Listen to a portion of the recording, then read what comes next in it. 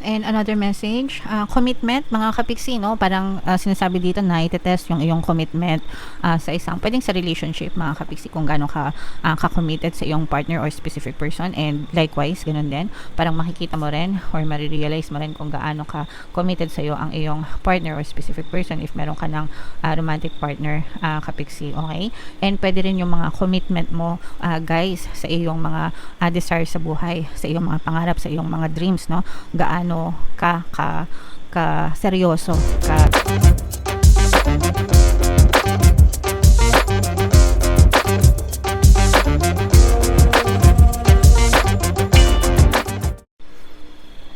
Hello guys, hello Capricorn, welcome back to Pinay Pixie Tarot. Ang pamagat ng episode natin for tonight is messages from the universe, guys, para ngayong April to May para sa Capricorn, Sun, Moon, Rising, Sign, and Venus. So kung ano na lang yung makaresonate sa inyo, guys, take that message kasi hindi naman lahat ng message ay mag-resonate sa inyo.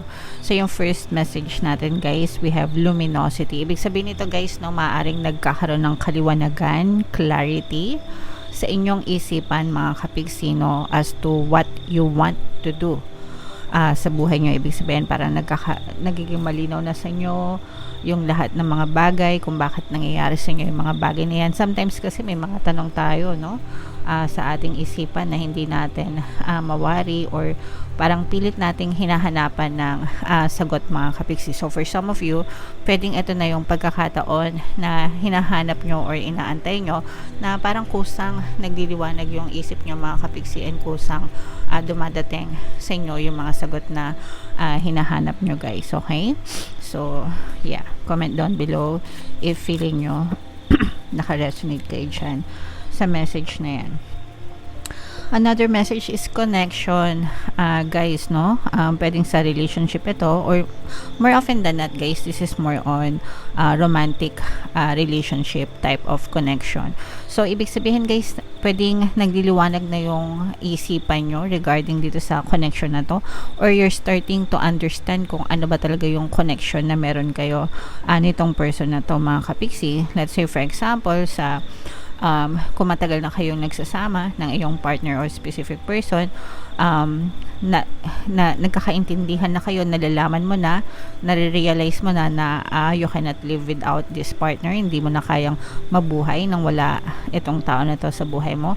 O kaya naman minsan nare-realize mo na kahit na matagal na kayo, no, parang iba pa rin yung hinahanap mo or parang may kulang pa rin, mga kapiksi. So you're starting to understand, no, malalaman mo kung mahal mo talaga siya or mahal ka talaga nitong person mo, guys. So whatever, kung ano man yung maging conclusion nyo dito sa connection na to, parang doon kayo gagawa ng susunod na hakbang regarding sa relationship nyo, mga kapiksi. Okay?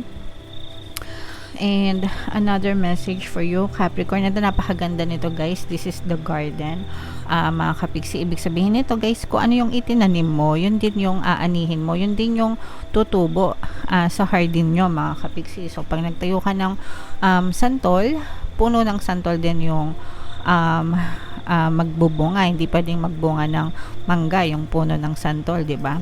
So ganun din sa buhay natin, mga kapiksi. Kung ano yung itinanim natin sa buhay natin, yun din yung ating aanihin.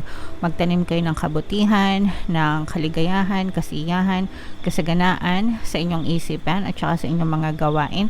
Yun din yung aanihin nyo sa buhay, mga kapiksi. Pero pag nagtanim kayo ng kamalasan, reklamo, problema, pighati, sa sama ng loob, 'di ba? Yun din yung inyong may experience sa inyong physical reality. So make sure, guys, na yung itinatanim nyo everyday sa inyong buhay, sa inyong isipan, is yung mga bagay lang na gusto nyo ma-experience, gusto nyo makita sa iyong physical reality. So, kasaganaan, di ba? Paano mo ba itatanim yan? Itatanim mo yan using the power of your subconscious mind, through affirmations, pwedeng mga affirmations, mga inner conversations, or pwede ring visualization, mga kapiksi. Pag sinabing visualization, imagination, okay?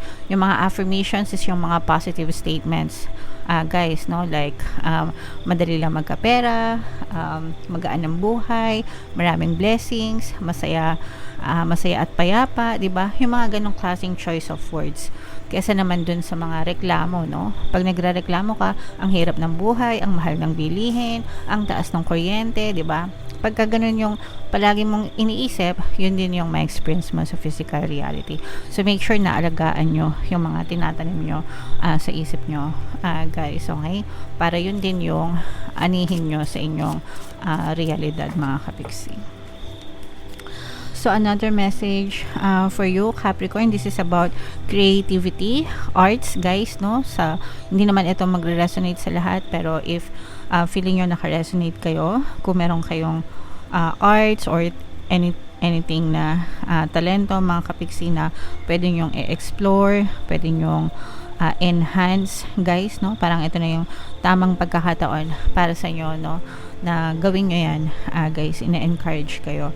And sometimes hindi lang yan para sa pag-unlad ng buhay natin, guys, pero nakakatulong din yan sa ating health, no? Kalusugan, emotional, mental, madalas, diba? And sometimes nakakatulong din tayo sa ibang tao, like let's say for example yung music, di ba, it brings healing to other people kasi may mga analgesic effect yan sa ating brain. So yeah, follow your heart's desire, mga kapiksi, okay? And another message, commitment, mga kapiksi, no? Parang sinasabi dito na ite-test yung iyong commitment sa isang, pwedeng sa relationship, mga kapiksi, kung gaano ka ka-committed sa iyong partner or specific person. And likewise, ganun din, parang makikita mo rin or marirealize mo rin kung gaano ka committed sa iyo ang iyong partner or specific person if meron ka ng romantic partner, kapiksi, okay? And pwede rin yung mga commitment mo, guys, sa iyong mga desire sa buhay, sa iyong mga pangarap, sa iyong mga dreams, no? Gaano ka seryoso, ka desidido na ito pa rin yung mga pangarap mo, okay? So syempre, natural lang naman na sometimes nagbabago talaga yung mga gusto natin sa buhay natin, no? But there are also times na kung ano talaga yung gusto natin, whatever happens, yun lang talaga. So yeah. And another message, Capricorn, is the Rainbow Reviver. Ibig sabihin nito, guys, no, nakaka-recover na kayo sa buhay nyo, diba? There's a rainbow after the rain. So ito yung mensahe na for some of you maaaring natatapos na or nalalagpasan nyo na, mga kapiksi, yung mga pagsubok nyo sa buhay, yung mga unos, no, bagyo na dumating sa inyo, and unti-unti nang sumisila yung liwanag sa kalangitan, nagiging makulay na ulit ang inyong buhay. So nakaka-recover na kayo, mga kapiksi, and unti-unting magiging maganda yung takbo ng inyong pamumuhay, okay? So ito, guys, i-mind nyo tong mga rainbow na to. Ibig sabihin nito, guys, mga blessings, itong connection na to, mga kapiksi, itong mga biyaya, ito, guys, no, depende kung anong itinanim nyo sa hardin nyo. So make sure na palagi kayong magtanim ng mga magagandang thoughts, no, magagandang bagay sa inyong isipan, guys, alright? So comment down below if naka-resonate kayo dyan, mga kapiksi. Bubuno tayo ng isa pang card dito, guys. Habang sinashuffle ko to, panoorin nyo muna yung video natin regarding sa ating paano mag-manifest ng abundance video course. Kapiksi, sawa ka na ba sa mga struggles at hirap sa buhay mo? Masipag ka ba at masikap sa buhay ngunit hindi ka pa rin umaasenso? Ilang beses ka na bang nag-attempt mag-negosyo at mag-invest pero palagi ka pa rin nalulugi? Sa pagkakataon na ito ay maaaring may subconscious beliefs ka na nagiging balakid sa iyong pag-unlad at pagyaman. Introducing, paano mag-manifest ng abundance video course. Dito ay matututunan mong ma-overcome ang mga balakid mo para tuluyan ka ng umunlad, umasenso, sumagana, maging matagumpay, successful at maswerte sa iyong kabuhayan, pera, trabaho, negosyo, salapi at kaperahan ng bonggang-bongga. Dali, mag-send na ng email sa pinoypixie@gmail.com at simulan na ang iyong pagyaman ngayon. Alright, so sa lahat ng gusto mag-avail ng course, guys, naka-flash sa screen nyo. Una, meron tayong paano mag-manifest ng abundance video course. Meron din tayong paano mawala ang third party at magkaroon ng harmonious na relationship. And meron din tayong paano pabalikin si ex, revise breakup. So lahat yan available, mga kapiksi. Mag-send lang kayo ng email sa pinoypixie@gmail.com. So, spruce up your nest, mga kapiksi, no? Ito yung additional na message para sa inyo. Ibig sabihin nito, guys, maglinis, no? Yung nest, yun yung symbol ng ating tahanan, di ba? And pag sinabing spruce up, di ba? Ito yung linisin yung inyong tahanan, mga kapiksi. So, kailangan na malinis, maayos, di ba? Yung ating kapaligiran, especially sa yung loob ng ating tahanan, kasi diyan tayo nananahan, mga kapiksi. So, kailangan malinis, maalwan, dahil para yung energy, ganun din, mga kapiksi, no? Pag maalwan yung paligid mo, maalwan yung energy, ikaw ganun din, mga kapiksi. So, kailangan natin yon. And at the same time, no, tahanan natin yun, dun tayo natutulog, dun tayo nagpapahinga. Syempre, ayaw natin na magulo, makalat, mabaho, madumi, di ba? Ayaw natin ng ganun, para malinis lang tayo palagi, guys. Okay? So, it's not just about the space, pero it's more about the energy as well. Mga kapiksi, kailangan maganda palagi yung energy natin, guys. Okay? So, syempre, yung space, yung sa physical space, importante rin yun. Syempre, ayaw natin magkaroon ng mga bacteria, di ba? Mga germs. Syempre, ayaw natin magkasakit-sakit pa tayo, guys. Okay? So, it's time for a little spring cleaning. Your home is sacred and your surroundings matter. So, yun kasi yung point, mga kapiksi, no? Your home is sacred, banal yan para sa inyo. Kaya importante yung surroundings nyo talaga, guys. Okay? Honor where you recharge and fill it with beauty. Make space by giving away or donating what you need. Kung masyado na kayong maraming clutter, mga kapiksi, ibig sabihin maraming kalat, maraming nakatambak, no? Yan talaga yung number 1 na ayaw ko, no? Yung mga nakatambak ganyan. Yung mga nakatago, hindi naman ginagamit. If meron kayong mga bagay na nakatago na hindi ginagamit, guys, for more than 6 months, it means na hindi siya importante. So, might as well give it away, mga kapiksi. I-donate nyo sa mga taong nangangailangan, ganyan. Baka mas magamit pa siya ng ibang tao. Okay? Your clutter could be someone else's gold. Yun yung sinasabi ko. Yung kalat mo, yung hindi mo ginagamit, pag pinamigay mo sa iba, magiging kapakipakinabang sa kanila, di ba? Plus, when we have less to process physically, we have more room to process things emotionally. O, diba? Napakagandang mensahe. A clear head and new room for great art awaits.